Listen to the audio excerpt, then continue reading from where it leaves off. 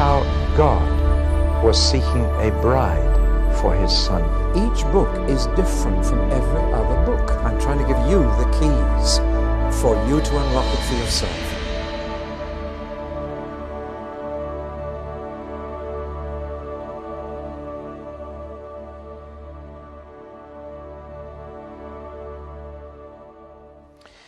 Sekarang, untuk menyelesaikan pelajaran kita mengenai surat pertama Yohanes, kita harus mengatasi masalah yang cukup sulit.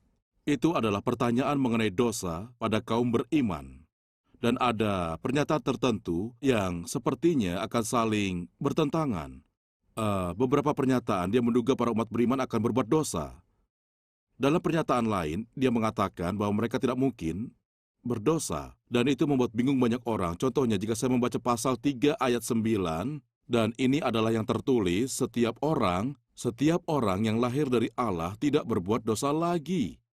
Sebab benih ilahi tetap ada di dalam dia, dan ia tidak dapat berbuat dosa, karena ia lahir dari Allah. Dan itu adalah sebuah tantangan yang cukup besar. Jika Anda lahir dari Allah, Anda tidak mungkin berdosa. Apa itu benar? Artinya beberapa dari Anda belum berbuat dosa. Apa Anda berani menyatakan demikian? Apa yang membuat kita membuat pernyataan itu? Jika diambil secara lepas, sepertinya pasti. Jika Anda lahir dari Tuhan, Anda tidak mungkin berdosa, titik. Namun di pasal kedua, dikatakan, ini ditulis untuk orang Kristen. Jika kita berdosa, kita mempunyai seorang pengantar pada Bapa. Jadi bagaimana dia berkata, kita tidak dapat berbuat dosa, namun ketika kita melakukannya, inilah yang harus Anda lakukan. Entah bagaimana hal ini tidak mengikat. Sekarang mari kita lihat ayat ini terlebih dahulu. Walaupun 1 atau 2 ayat yang akan kita lihat, namun ayat ini sungguh melekat di pikiran orang-orang, terutama ketika mereka membacanya. Ada masalah besar dan masalah kecil mengenai hal ini. Masalah besarnya adalah apakah ini benar. Ini tidak hanya mengatakan mereka tidak berdosa, itulah pernyataan pertama ayat itu, mereka tidak berdosa. Lalu berlanjut, mereka tidak dapat berdosa karena benih. Kata yang digunakan adalah spermatos, sperma, karena sperma Tuhan tetap ada dalam umat Kristen. Mereka tidak bisa melakukannya. Baik, sekarang, maafkan aliterasi itu. Seseorang pernah mengatakan bahwa aliterasi hanya untuk orang bebal, pujangga, dan serikat persaudaraan Plymouth. Saya tidak tahu apa itu benar atau tidak. Namun saya hanya bermain-main dengan kata-kata, Anda dapat melupakannya. Ambil saja hal yang sederhana. Saya ingin tahu, mari kita ambil suara. Selagi saya membuat setiap pernyataan, ambil suara apa pernyataan itu sungguh benar. Bahwa umat Kristen berbuat dosa, Anda semua percaya, hal itu tidak terbantahkan, hal yang sangat pasti. Atau tidak dapat dihindari, umat Kristen akan berbuat dosa. Berapa banyak dari Anda yang berpikir itu benar? Itu tidak sesuai dengan panggilan kita, bahwa umat Kristen tidak boleh berbuat dosa. Saya tidak akan pernah percaya bahwa itu benar. Itu bukan hanya tidak sesuai, namun juga tidak dapat ditoleransi. Umat Kristen tidak boleh berbuat dosa. Berapa banyak orang yang melakukan sejauh itu? Kita tidak boleh melakukannya. Kita menjadi sedikit goyah. Baiklah, mari kita lanjutkan. Dosa tidak dapat dibenarkan dalam kekristenan. Kita tidak memerlukan dosa. Berapa banyak dari Anda yang menyetujuinya? Sedikit lebih tegas dalam hal itu. Bahwa konsep dosa tidak dapat diterapkan pada umat Kristen. Kita tidak berbuat dosa. Berapa dari Anda yang setuju? Mari ambil suara pada pernyataan terakhir. Tidak dapat dibayangkan, kita tidak bisa berbuat dosa. Sekarang Anda lihat, tidak ada yang memberi suara pada 2 pernyataan terakhir. Itulah yang dikatakan ayat tersebut. Itu menarik, jadi Anda tidak setuju dengan firman Tuhan? Baiklah, kita menertawakannya tapi harus menghadapinya. Anda tidak bisa mengabaikan ayat ini. Di sini dikatakan, kita tidak berbuat dosa karena tidak dapat melakukannya. Namun tidak ada yang memberi suara pada pernyataan itu. Anda memiliki ketidakyakinan di sini. Anda sangat yakin tidak setuju dengan itu, namun itulah pernyataannya. Baik, kita harus sedikit menguraikannya. Yang pertama, kita menyadari ada syarat tertentu yang mengikat. Mengapa? Katanya, kita tidak berbuat dosa karena tidak dapat berbuat dosa. Itu hal yang penting. Pertama, karena kita lahir dari Allah. Itulah hal yang pertama. Karena kita lahir dari Allah. Hal yang kedua adalah karena benihnya tinggal di dalam kita. Spermanya, yang merupakan metafora yang sangat kuat. tetap tinggal di dalam kita. Tapi apa hanya itu syaratnya? Apakah hanya dua hal tersebut? Setelah Anda meletakkan ayat itu kembali pada konteksnya, maka Anda mulai melihat ada syarat ketiga. Tapi itu bukanlah pernyataan pasti. Itu pernyataan bersyarat. Pernyataan pasti mengatakan jika ini benar kapan saja, di mana saja, sudah pasti benar. Pernyataan bersyarat mengatakan bahwa ini benar jika, Anda mengerti? Jika Anda membaca di bagian atas halaman, dikatakan bahwa tidak ada seorang pun yang tinggal di dalam, dia akan berbuat dosa. Dan hal tersebut tiba-tiba mulai menambahkan keunikan. Anda mulai mendapat perasaan berbeda.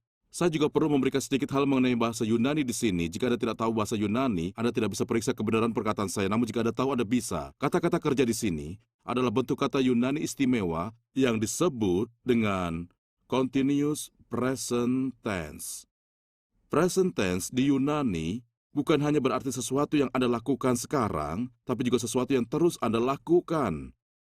Sehingga Yesus tidak berkata, mintalah maka kau mendapatkan, carilah kau menemukan, ketuklah maka pintu terbuka. Dan katanya, teruslah meminta maka kau mendapatkan, teruslah mencari maka kau menemukan, teruslah mengetuk maka pintu terbuka untukmu. Bahkan ayat terkenal di surat Yohanes pasal 3 ayat 16 sungguh disalahpahami, karena ditulis dalam present continuous tense. Begitu besar kasih Allah akan dunia ini sehingga ia mengaruniakan anaknya yang tunggal, supaya setiap orang yang terus percaya kepadanya tidak binasa, melainkan beroleh hidup yang kekal. Apa hal ini telah sedikit mengubah ayat itu? Seharusnya sudah. Karena bukan bagi yang percaya pada sekali waktu yang beroleh hidup kekal, namun siapa yang terus percaya, mereka akan terus hidup. Di sini dikatakan, tidak ada seorang pun yang terus hidup di dalam Kristus akan terus melakukan dosa. Kata hidup di sini sama artinya dengan tinggal, akulah pokok anggur. Tinggallah di dalamku, artinya tetaplah berada di dalamku, teruslah hidup di dalamku. Dan pernyataan yang kita gunakan di awal ini yang memiliki kesulitan dalam pemungutan suara dikondisikan oleh konteks bahwa jika Anda terus hidup di dalam Kristus, dan pernyataan itu lalu menjadi nyata bahwa siapapun yang terus tinggal dalam Kristus tidak berbuat dosa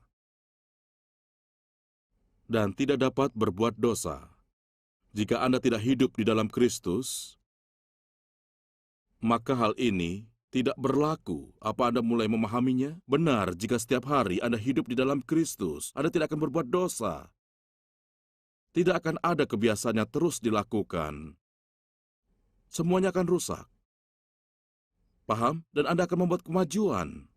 Paulus di sini menceritakan cara mencari tahu siapa yang bukan umat Kristiani sesungguhnya. Orang-orang yang tidak terus hidup di dalam Kristus tidak akan menunjukkan kemajuan secara rohani. Mereka tidak akan dapat beralih ke janji ini, karena janji ini akan saya bacakan 1 atau 2 ayat. Setiap orang yang tetap berada di dalam Dia tidak berbuat dosa lagi. Setiap orang yang tetap berbuat dosa tidak melihat dan dia tidak mengenal Dia. Itulah alasannya ayat yang kita gunakan untuk memulai diterjemahkan dengan versi internasional baru. Tidak ada seorang pun yang terlahir dari Tuhan akan terus berbuat dosa. Dia tidak bisa terus berbuat dosa. Karena jika Anda hidup di dalam Kristus, Anda akan membuat kemajuan. Anda akan menang. Hubungan Anda dengannya yang telah membentuk janji ini. Dan saya harap itu sudah jelas karena hal itu terjadi jika Anda mengutipnya keluar dari konteks, Anda tidak dapat menyetujuinya. Dan di sini Anda mengambil suara melawan firman Tuhan pagi ini. Saya kutip sebuah ayat untuk Anda dan tidak ada seorang pun dari Anda yang menyetujuinya, sebuah jemaat Kristen. Anda mengerti maksud saya? Itu hanya menggambarkan betapa berbahayanya menggunakan satu ayat keluar dari konteksnya dan membangun doktrin atasnya. Kita sungguh harus meletakkannya. Kita harus meletakkannya dalam konteks, karena keseluruhan surat ini mengasumsikan bahwa umat Kristen akan jatuh dalam dosa. Namun, bukan berarti mereka akan terus melakukannya. Surat kepada orang Ibrani mengatakan, jika kita sengaja berbuat dosa sesudah memperoleh pengetahuan tentang kebenaran, maka tidak ada lagi korban untuk menghapus dosa itu. Ayat itu tidak mengatakan umat Kristen tidak pernah berbuat dosa, namun mereka memiliki cara untuk menanganinya, dan dengan hidup dalam Kristus mereka ingin menghadapinya. Salah satu bukti Anda umat Kristen ketika berbuat dosa, Anda membencinya, bukan? Anda tidak menyukainya, dan Anda ingin menyingkirkannya. Dan jika Anda terus tinggal dalam Kristus, itulah cara menyingkirkannya. Hanya itulah caranya. Mereka yang terus hidup dalam Kristus tidak dapat terus berbuat dosa. Hal itu tidak sesuai. Nah, saya harap itu membantu Anda, tetapi masih ada hal lain di pasal 5 mengenai dosa dalam umat Kristen yang sangat serius. Pada pasal 5, dia mengatakan, jika kita melihat saudara berbuat dosa, kita harus melakukan apapun yang kita bisa untuk membantunya dan mengalihkannya dari kejahatan. Maka Anda telah menyelamatkan seorang saudara, namun ada dosa yang mendatangkan maut. Tidak ada gunanya berdoa untuk saudara yang berdosa hingga mendatangkan maut. Itu adalah hal yang serius. Dalam seluruh kitab suci, ada satu titik di mana orang-orang yang murtad tidak dapat kembali dan mencapai ke sana. Ada dosa yang mendatangkan maut. Kita harus sungguh memperhatikan peringatan ini. Itulah hal paling penting dalam surat kepada orang Ibrani. Muncul titik ketika pengampunan tidak mungkin dilakukan, dan Yohanes mengatakan jika seorang saudara terus berbuat dosa, tidak ada gunanya mendoakan dia lagi. Itu tentu saja berarti dia tidak hidup di dalam Kristus. Dia telah kehilangan keterkaitan dengan pokok anggur, bahwa dia tidak lagi tinggal.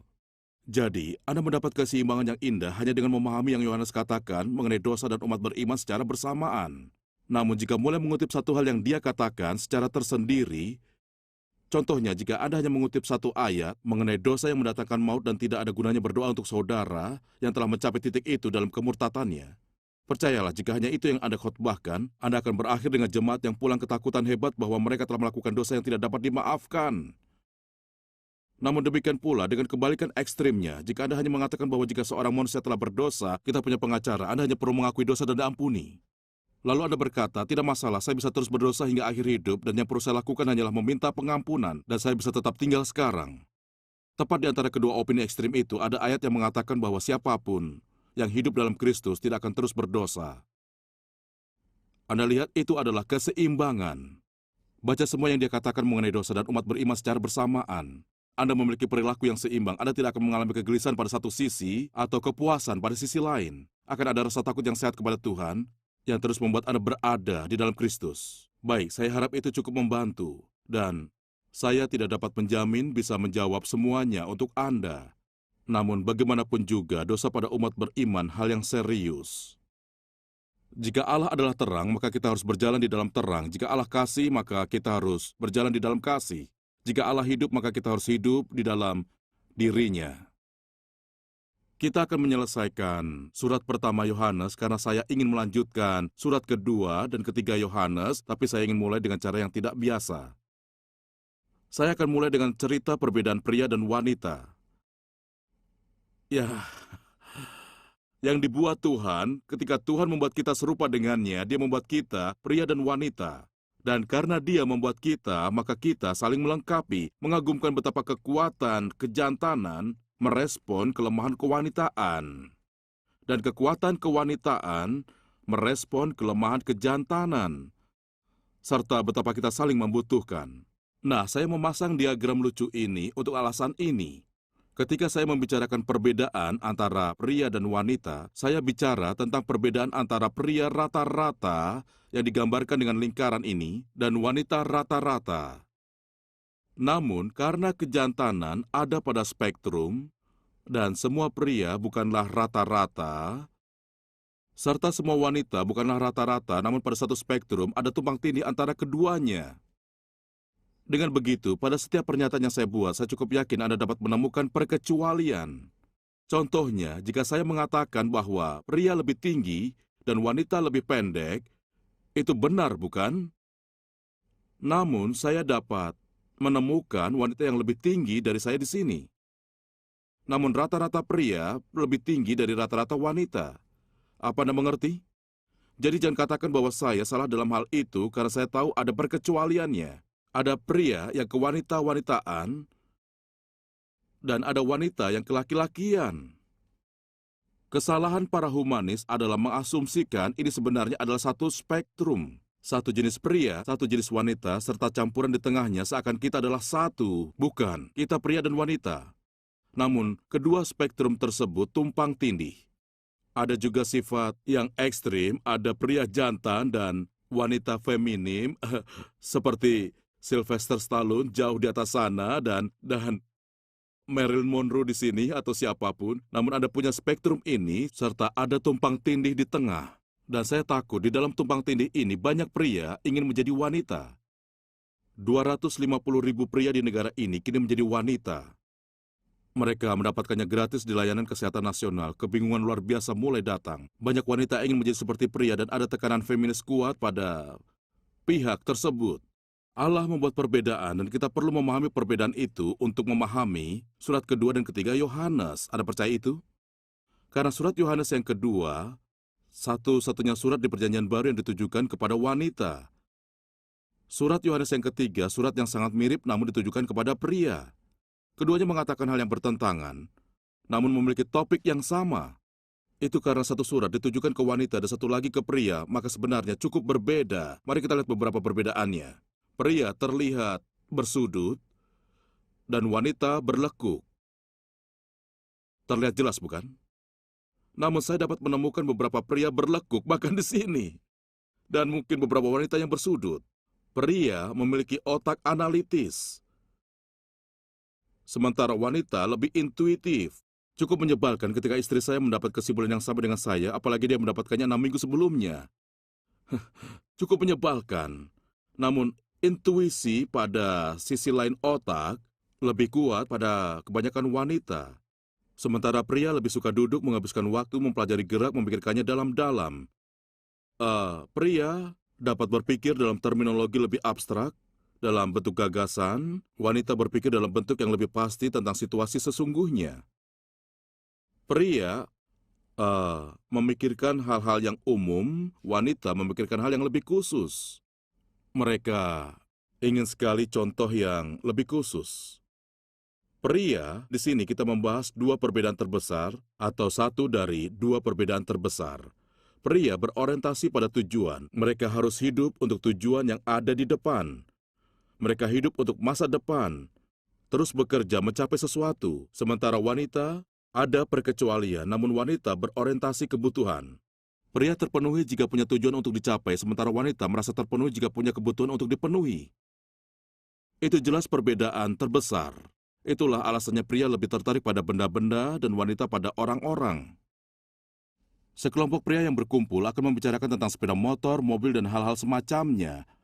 Para istri berkumpul dan membicarakan para suami. Paham?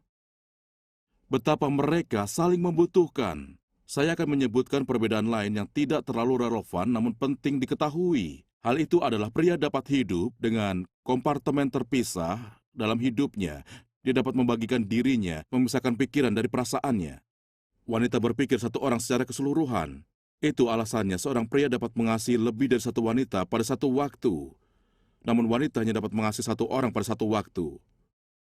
Itulah bagian godaan yang harus dihadapi pria, yang harus dimengerti wanita.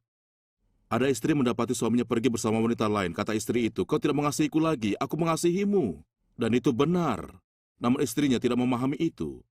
Itu tidak membenarkan apapun pada pria. Itu karena dia dapat hidup dalam kompartemen berbeda. Ini berarti pria memiliki tanggung jawab untuk disiplin karena mereka dapat memisahkan perasaan dari pikiran. Mereka dapat lebih objektif tentang sebuah situasi yang membutuhkan pertentangan dan hukuman. Kebetulan saya percaya pada hukuman mati. Orang-orang bertanya, bisakah Anda menekan tombol atau menarik tuasnya? Ya, saya rasa bisa, namun saya tidak akan pernah meminta istri saya melakukannya. Paham? Itu adalah salah satu alasan pria diberikan tanggung jawab disiplin di rumah dan di gereja. Ya, semua ini adalah bagian dari konferensi pria untuk Allah yang kami jalankan. Namun karena perbedaan ini, pria lebih peduli pada kebenaran dan wanita lebih peduli pada kasih. Kasih. Dan bahaya dari kaum pria memiliki terlalu banyak penekanan pada kebenaran dan sedikit pada kasih. Dan bahaya kaum wanita memiliki terlalu sedikit penekanan pada kebenaran dan banyak pada kasih. Anda mengerti?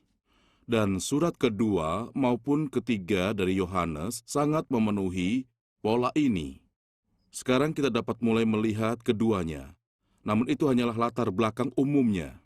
Di sini kita punya surat kedua dan ketiga Yohanes. Serta tema utama pada kedua surat kecil itu hanya ada satu lembar kertas A4. Kertas A4 hampir sama dengan selembar papirus seukuran ini. Kira-kira seperti ini. Dan keduanya membicarakan tentang keramah tamahan. Keramah tamahan adalah sangat penting pada gereja mula-mula karena umat Kristen tidak berjumlah besar dan disambut di tempat lain.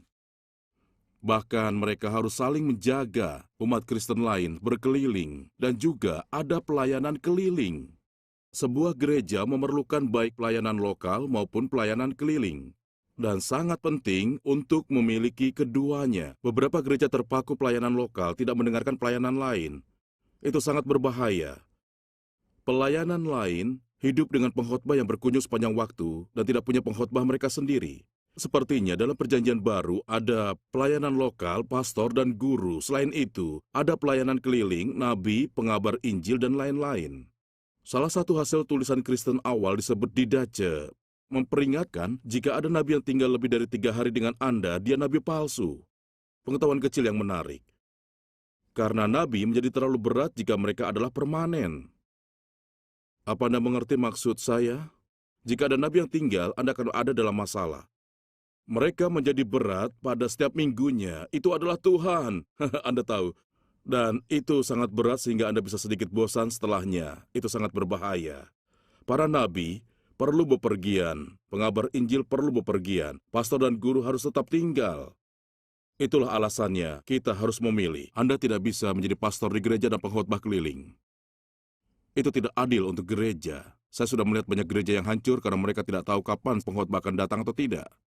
Jadi, kita membutuhkan pelayanan keliling dan juga yang tinggal, khususnya keramah tamahan untuk pelayanan yang keliling. Saya sering ditanya, apa Anda menginap di hotel atau bersama keluarga? Saya selalu berkata, dengan keluarga, namun dengan keluarga yang tepat. Dan mereka tanya, apa maksud Anda? Saya bisa mengatakannya dengan satu kata 5 huruf.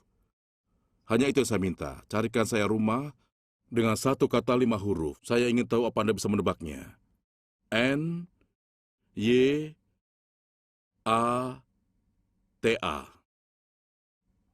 Saya berkata, tolong tempatkan saya di keluarga yang nyata. Saya tidak meminta hal yang lain, hanya orang-orang yang nyata dan tidak pura-pura. Anda tahu, kita mencoba jadi sesuatu untuk pengkhotbah yang berkunjung atau mengharapkan saya menjadi yang bukan diri sendiri. Tempatkan saya dengan keluarga yang nyata. Tentu saja itu sering terjadi pada gereja mula-mula. Di sini dia menulis 2 surat di mana keramah tamahan menjadi salah. Surat pertama kepada seorang wanita dan surat kedua kepada pria. Dan wanita itu membuka pintu terlalu lebar. Dan sang pria terlalu rapat menutupnya. Itu sungguh tipikal. Kita bisa belajar dari keduanya dan sama-sama kritis pada diri sendiri melalui pengalaman itu. Pada wanita itu, bahayanya dia punya terlalu banyak kasih dan tidak cukup kebenaran. Dia menyambut orang-orang yang tidak seharusnya disambut. Dia memberikan keramah tamahan, dan sikapnya itu terlalu lembut. Dan pintunya terbuka lebar bagi semua orang yang ingin tinggal, dan akhirnya dia menyambut orang yang salah. Dan oleh karenanya dimanfaatkan untuk melakukan pengajaran sesat pada gereja. Dan Yohanes, sosok kekakean ini, harus menegurnya dengan halus. Kau mengabaikan kebenaran dan dimanfaatkan untuk memperkenalkan ajaran yang salah. Inilah alasannya dan izinkan saya mengatakannya dengan penuh kasih. Saya bersungguh-sungguh. Saya khawatir dengan para istri yang sangat tertarik pada pelayanan dan kebenaran tanpa para suami memeriksanya. Saya sering melihatnya.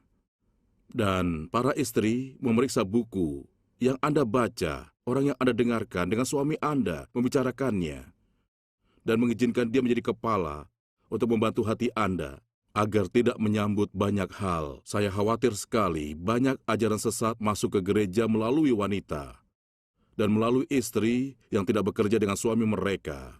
lalu pengajaran yang buruk masuk. Hati wanita pergi seiring pengajaran itu, namun dia memerlukan sedikit kontrol pikiran. Saya baru saja membicarakannya.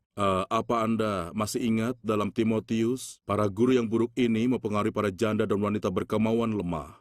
Wanita yang tidak memiliki pria untuk membantu melindungi mereka dari kesesatan itu. Dan tentu saja itu alasannya mengapa Paulus menyebutkan di Timotius permasalahan dari wanita yang mengajar dan dia menunjukkan bahwa Hawa ditipu. Saya juga harus menambahkan bahwa Hawa telah ditipu dengan kehadiran Adam, dia tetap diam. Itu membuat saya malu akan jenis kelamin saya. Dalam kitab Kejadian, Adam ada ketika setan sedang berdebat dengan Hawa. Dia tidak pernah membuka mulutnya. Saya sering melihat di televisi ketika ada pasangan diwawancarai setelah ada bencana atau duka cita. Dan siapa yang berbicara? Sang pria duduk di sana seperti tidak tahu apa-apa. Dia harusnya melindungi istrinya dan menjadi orang yang berbicara. Namun dia membiarkan istrinya menjawab semua pertanyaan. Sekarang saya berbicara kepada para pria karena saya harus adil dalam hal ini. Seorang wanita yang berdiri sendiri, dia wanita yang melakukan pertemuan di rumahnya. Dan mungkin suaminya berkata, baik, aku akan pergi ke ruangan lain sementara aku melakukan pertemuan. Hal seperti itulah yang terjadi. Hanya sedikit pria yang cukup berani berdebat dengan istrinya. Apapun dilakukan untuk kedamaian rumah tangga. Aku tidak keberatan kau pergi ke gereja, mungkin saja dia keberatan, namun dia tidak mengatakannya. Misal dia memiliki gereja di rumahnya. Dia menyambut siapapun yang datang, katanya, aku guru Kristen, aku adalah guru Alkitab. Dia berkata, masuklah, ada kamar untukmu. Kau harus bicara pada kelompokku malam ini. Dan Yohanes harus menginjak pedal rem dan berkata dalam kebenaran dan kasih. Anda harus mencari tahu apakah orang ini membawa kebenaran sebelum Anda mengizinkannya masuk. Namun bahaya kebalikannya ada di surat ketiga. Sekarang dia menulis untuk pria. Dan pria ini terlalu cemburu pada gerejanya, pada sekelompok orang, dan dia juga tidak punya guru yang datang. Anda tahu, dia terlalu ketat. Dan itulah kebalikan ekstrimnya. Bahayanya di sini, dia punya terlalu banyak penekanan pada kebenaran hingga melupakan kasih. Dia pikir telah mendapatkan semuanya secara benar, secara doktrin. Dan tidak ada orang lain yang seperti itu. Jadi dia menutup pintunya. Dan dia perilakunya sangat keras hati. Pintunya tertutup terlalu rapat. Dan orang-orang yang benar, guru-guru yang baik akhirnya ditolak masuk. Mereka dapat membawa bantuan pada persaudaraan itu. Dan itulah godaan bagi pria. Saya bicara ini sebagai pria. Dan sangat mudah bagi kita untuk melakukan ini. Kita terlalu menekankan kebenaran sehingga melupakan kasih. Itulah alasannya kenapa saya menghargai doa pagi ini. Kita harus menghadapi kesalahan di gereja namun melakukannya dengan kasih. Ada keseimbangan yang sangat sulit didapatkan. Lebih mudah bagi wanita mendapat banyak kasih dan sedikit kebenaran serta bagi pria mendapat banyak kebenaran sedikit kasih. Seberapa besar kita saling membutuhkan. Dan seberapa besar Allah membuat kita untuk satu sama lain tidak berarti kita hanya atau kita harus menikah dan hanya menemukan kemitraan ini dalam pernikahan. Yesus contoh sempurna dari pria lajang, namun memiliki hubungan sempurna dengan wanita. Paham? Dia menghargai dan melayani mereka, namun mengizinkan mereka melayaninya. Tapi dia tetap memberi perbedaan yang jelas dari tugas dan tanggung jawab pria dan wanita. Jadi, saya harap perbedaan ini membantu Anda merasa positif mengenai perbedaan. Sangat penting untuk tetap positif. Allah membuat keragaman di dunia dengan membuat perbedaan. Dia memisahkan gelap dari terang. Dia memisahkan air di bawah dari air di atas. Dia memisahkan tanah kering dari laut. Dia memisahkan pria dari wanita. Keduanya sejajar dalam rupa Allah. Keduanya sejajar dalam hal martabat, kerusakan moral, serta nasib. Sangat sejajar, namun berbeda. Oleh karena itu, membutuhkan firman yang berbeda dari Allah, serta panduan yang berbeda. Kita butuh keduanya. Kita butuh kasih dan kebenaran pada wanita, serta kebenaran dan kasih pada pria. Lalu kita bisa menyatukannya bersama. Jika kita menganalisis kedua surat kecil ini, keduanya sangat pendek. Namun, jelas ditulis pada saat yang sama, saat bersamaan. Dan keduanya mengikuti pola yang sangat persis. Sang wanita, kita tidak tahu namanya, mungkin saja Kyria. Itu bahasa Yunani untuk wanita. tapi bisa saja merupakan sebutan untuk wanita terhormat yang tidak kita ketahui. Dan anak-anaknya, bisa saja anak-anak spiritual yang ditemui di rumahnya, kita tidak tahu. Tapi Anda melihatnya memiliki gambaran yang sama seperti yang diikuti tapi penekanannya berbeda. Bukankah itu menarik? Keduanya surat yang hampir sama. Namun jika Anda membacanya baik-baik, keduanya punya pesan berbeda untuk pria dan wanita. Ada garis besar yang bisa Anda ikuti dan pahami. Kita mengetahui nama si pria. Dan, ya, tidak perlu kita sebutkan. Tapi dia bersalah karena dia bersikap terlalu tegas. Namanya, jika saya tidak salah, Diotrephes. Dia sangat cerewet, suka mendominasi dan keras kepala. Saya curiga dia haus kekuasaan. Dan dia sangat cemburu terhadap kelompok kecilnya. Dia tidak ingin guru-guru lain masuk dan mengalihkan perhatian dari kepemimpinannya. Dan dia diberitahu untuk menyambut Demetrius, pria yang sudah mereka kenal. Dia sangat terkenal dan sudah diusir oleh Diotrephes. Dan Yohanes berkata untuk menyambut dia. Dia guru baik, jangan menutup pintu baginya. Baik, demikianlah surat-surat Yohanes. Akan saya tutup dengan menceritakan dua kisah tentang Yohanes di masa tuanya yang kita ketahui dari catatan gereja. Dan kisah-kisah tersebut menyatakan keseimbangan, kebenaran, dan kasih Yohanes dalam dirinya. Karena dia contoh dari penguasaan diri. Dia tegas mempertahankan kebenaran, tidak berkompromi dengan kebenaran. Anda bisa melihatnya dari surat pertamanya. Jika ada yang menyaksikan siapakah Kristus itu, dia akan membelanya.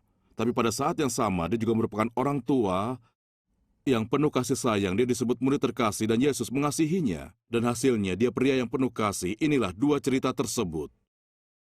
Saat dia sudah sangat tua, dia biasa ditandu ke gereja setiap hari. Mereka membawa kursi dengan pegangan dan mereka akan mengangkat rasul tua itu ke gereja.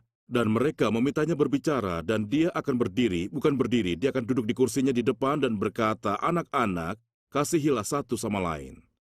Lalu mereka membawanya kembali ke bangku gereja. Minggu berikutnya mereka membawanya ke gereja dan mereka berkata, "Anda memiliki pesan untuk kami hari ini?" "Ya, aku memiliki pesan untuk kalian hari ini." Lalu mereka mengangkat kursi ke depan dan katanya, "Anak-anak, kasihilah satu sama lain." Lalu mereka membawanya pergi. Minggu berikutnya mereka membawanya kembali. "Anda memiliki pesan untuk kami pagi ini?" "Ya, aku punya pesan." Mereka akan membawanya ke depan dan katanya, "Anak-anak, kasihilah satu sama lain." Mereka mulai berpikir bahwa dia mulai jadi gila, selalu dengan kata-kata yang sama. Kata mereka, "Tuan, akhirnya kami lelah." Anda pasti lelah kan terhadap orang-orang yang mengatakan hal yang sama berulang kali. Ada seorang tua dalam pertemuan doa di Inggris bagian utara. Setiap minggu pagi dia berdoa, "Tuhan, bersihkanlah jaring laba-laba dari hatiku. Tuhan, bersihkanlah jaring laba-laba dari hatiku." Setiap minggu pagi, akhirnya seorang pemuda berteriak, "Tuhan, tolong bunuh laba-laba itu." Ya, Anda bisa lelah mendengar hal yang sama berulang kali dari orang tua. Saya yakin Anda mengerti apa yang saya bicarakan dalam ibadah terbuka. Baik, anak-anak, kasihilah satu sama lain. Mereka akhirnya menghadap pada si orang tua dan berkata, "Tuan." Julukan menarik yang mereka berikan padanya, "Tuan, mengapa Anda selalu mengatakan hal itu?" Katanya, "Karena itulah perintah Tuhan. Dan hanya akan cukup jika sudah dilaksanakan." Itu indah kan? Tapi mereka juga sering menandunya ke kolam di pemandian orang Roma dan memandikannya secara teratur. Menurut saya itu indah. Dan setelah mereka menurunkannya ke dalam air, dia melihat orang lain di ujung kolam, dan dia bernama Sorrentos. Dia adalah pemimpin dari guru palsu yang berkeliling di gereja-gereja, dan dia berkata, "Keluarkan aku! Keluarkan aku! Aku tidak mau berada dalam air yang sama dengan orang itu." Mereka harus mengeluarkannya dan membawanya pulang tanpa memandikannya hari itu. Orang itu adalah orang yang sangat pengasih, tapi kebenaran tetaplah penting. Anda mengerti? Itu Yohanes sang rasul. Sangat luar biasa karena saat Yesus bertemu dengannya, dia salah satu orang yang paling pemarah. Dan Yesus memanggilnya dengan sebutan Boanerges. Bukan kata yang baik dan bukan nama yang baik pula, artinya anak-anak guru. Yakobus dan Yohanes adalah pasangan paling pemarah. Lalu Yesus berkata, "Aku akan memanggilmu dengan sebutan anak-anak Boanerges. Anak-anak guru." Dan dia seorang fanatik juga. Ketika orang-orang Samaria meludahi mereka saat berjalan melalui Samaria, dia berkata, "Aku akan menurunkan api dari surga jika engkau memberiku izin, Yesus, dan kita bakar orang-orang itu." Itulah Yohanes. Perubahannya begitu besar, dia begitu pendendam dan penuh rencana jahat. Dia mewarisinya dari ibunya. Ibunya mendatangi Yesus, katanya, "Saat engkau kembali ke kerajaanmu, aku ingin kedua anakku mendapatkan dua posisi teratas." Pada kesempatan lain, mereka juga berbicara dengan cara yang sama, dan murid-murid lain cemburu karena mereka berencana mendahului langkah dan mendapat pekerjaan teratas di kerajaan. Tapi inilah dia di masa tuanya, merupakan kombinasi sempurna antara kasih dan kebenaran. Bagaimana Yesus mengubah seseorang, dan itulah mengapa dia bisa menulis siapapun yang hidup dalam Yesus tidak dapat berbuat dosa. Mereka harus berubah dan menjadi seperti Yesus. Itulah ketiga surat Yohanes. Dan kita masih punya 2 pelajaran lagi, lalu selesai dengan keseluruhan perjanjian baru. Kita akan lihat pada surat kecil Yudas. Dan kemudian kita akan melihat kembali pada kitab Wahyu. Saya belum puas dengan video terakhir yang saya buat. Masih banyak yang harus saya katakan, dan saya ingin memberi Anda pendekatan saya sendiri tentang buku itu, karena sebelumnya saya membicarakan pendekatan orang lain tentangnya, dan saya ingin membagi pendekatan dengan Anda. Jadi kita selesaikan pelajaran itu di sini, dan pelajaran selanjutnya adalah surat Yudas.